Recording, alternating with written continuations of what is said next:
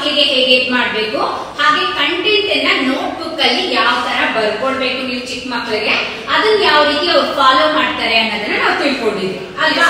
So ಈ class ಅಲ್ಲಿ ನೀವು ತಿಳ್ಕೊಳ್ಳೋದು ಏನು ಅಂತಂದ್ರೆ, ಈಗ ಒಂದು ಪ್ರೀ ನರ್ಸರಿ ಅಂತ ಹೇಳಿದ್ರೆ ಒನ್ ಅಕಾಡೆಮಿಕ್ ಇಯರ್ ಅಲ್ಲಿ ಅವ್ರಿಗೆ ಬಂದೇನು ಅಂತ ಹೇಳಿದ್ರೆ, ಸ್ಕೂಲ್ ಸ್ಟಾರ್ಟ್ ಆಗೋದು June, July, August, September, October, November, December, Jan, Feb, March.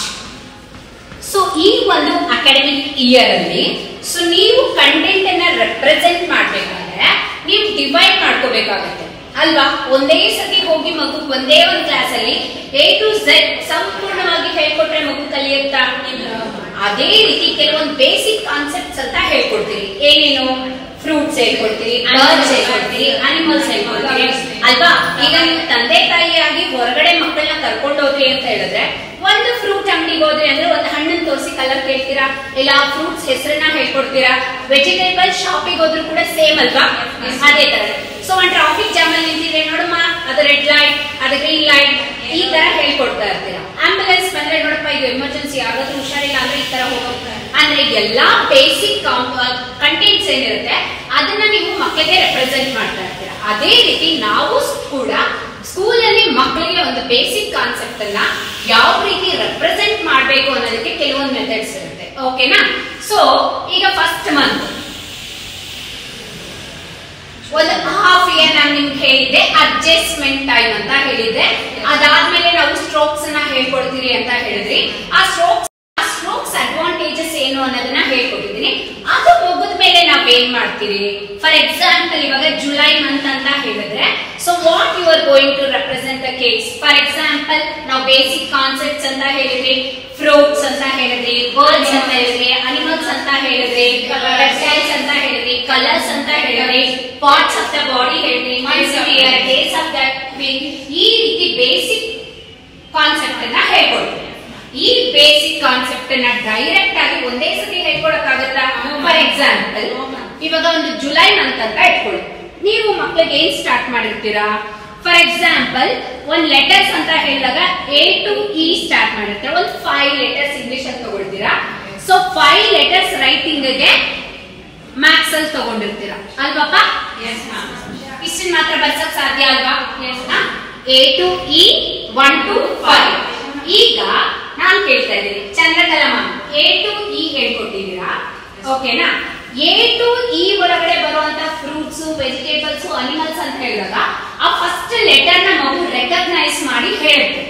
ಅದೇ ನೀವು ಅಪಾರ್ಟ್ ಆಫ್ F ಇಂದ ನೀವೇನಾದ್ರೂ ಅನಿಮಲ್ಸ್ ಅಲ್ಲಿ ಅಥವಾ ಮಮ್ಮಲ್ಸ್ ಅಲ್ಲಿ ಫಿಶ್ ಅಂತ ಹೇಳ್ಕೊಡ್ರಿ, ಮಗು ಗೊತ್ತಾಗತ್ತಾ?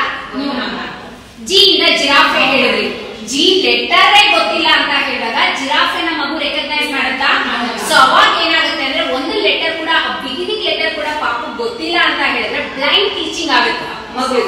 ಸೊ ಚಿಕ್ಕ ವಯಸ್ಸಿಂದಾನೇ ಮಕ್ಕಳಿಗೆ ಏನು ಅಂದ್ರೆ ಯಾವುದೇ ಒಂದನ್ನ ನೋಡಿ ಅರ್ಥ ಮಾಡ್ಕೊಂಡು ರೀಕಾಲ್ ಮಾಡಿ ರೆಕಗ್ನೈಸ್ ಮಾಡಿ ಮಗು ಹೇಳೋದನ್ನ ಕಲಿಬೇಕು. ಸೊ ಆ ರೀತಿ ಹೇಳಿದಾಗ ಮಾತ್ರನೇ ಮಕ್ಕಳಲ್ಲಿ ತಾಳ್ಮೆ ಬೆಳೆಯುತ್ತೆ. ಈಗ ನೀವು ಎಷ್ಟೋ ಜನ ಕಿಚನ್ ಅಲ್ಲಿ ಕೆಲಸ ಮಾಡ್ತಿರ್ತೀರಾ, ನಿಮ್ ಮಕ್ಳಿಗೆ ಮೊಬೈಲ್ ಕೊಟ್ಟಿರ್ತೀರಾ, ನೀವು ಕಿಚನ್ ಅಲ್ಲಿ ಸುಟ್ಕೊಂಡ್ರಿ ಅಂತ ಹೇಳಿ ನಿಮ್ ಮಗುಗೆ ಅವೇರ್ನೆಸ್ ಇರಲ್ಲ, ನೀವು ಕಿರ್ಚಿಕ್ ಕೂಡ ಗೊತ್ತಿರಲ್ಲ. ಬೇಕು ಅನ್ನೋದಾದ್ರೆ ಈ ರೀತಿ ಕಾನ್ಸೆಪ್ಟ್ ಅನ್ನ ಹೇಳ್ಕೊಡ್ಬೇಕಾದ್ರೆ ಮಕ್ಕಳಿಗೆ ನೋಡಿ ಯೋಚನೆ ಮಾಡಿ ಹೇಳೋದನ್ನ ಕಲಿಸ್ಬೇಕು. ಅದು ತುಂಬಾನೇ ಇಂಪಾರ್ಟೆಂಟ್. ಓಕೆನಾ? So for example Anuradha ma'am A to E ಒಳಗಡೆ ಬರುವಂತ ಅನಿಮಲ್ಸ್ ನ ಹೇಳ್ಕೊಡ್ತೀರಾ ಅಂತ ಇಟ್ಕೊಳ್ಳಿ. ಸೊ ಯಾವ್ಯಾವ ಅನಿಮಲ್ಸ್ ನ ನೀವು ಹೇಳ್ಬೋದು? A for anaconda, B for buffalo, C for camel, D for deer, E for elephant. Elephant ನೋಡಿ, A ಇಂದ E ಒಳಗಡೆ 5 ಅನಿಮಲ್ಸ್. ಆ ಮಕ್ಕಳಿಗೆ ಏನಾಗುತ್ತೆ ಅಂದ್ರೆ ಈಸಿ ಆಗಿ A ಅನ್ನ ನೋಡ್ತಾರೆ, ಇದು ಆಂಟ್ ಅಥವಾ ಅನಕೊಂಡ, B Buffalo, deer, C camel, D dog. ಅವಾಗ ಏನಾಯ್ತು ಅಂದ್ರೆ ಫಸ್ಟ್ ಲೆಟರ್ ನ ಆ ಮಕ್ಕಳು ಗ್ರಾಸ್ ಮಾಡೋದಕ್ಕೆ ಕಲಿತಾರೆ, ರೆಕಗ್ನೈಸ್ ಮಾಡೋದಕ್ಕೆ ಕಲಿತಾರೆ. ನೀವು ಬೇಸಿಕ್ ಕಾನ್ಸೆಪ್ಟ್ ನ ಹೇಳ್ಕೊಡೋದ್ರ ಜೊತೆಗೆ ರೈಟಿಂಗ್ ಕಾನ್ಸೆಪ್ಟ್ಸ್ ಕೂಡ ಮಕ್ಕಳಿಗೆ ಮನದಟ್ಟಾಗುತ್ತೆ.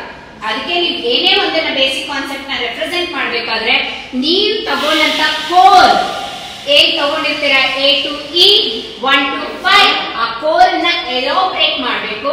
ಯಾವ ರೀತಿ ಎಲಾಬ್ರೇಟ್ ಮಾಡಬೇಕು, ಎಷ್ಟೆಲ್ಲ ಕಾನ್ಸೆಪ್ಟ್ ನ ಅದರೊಳಗಡೆ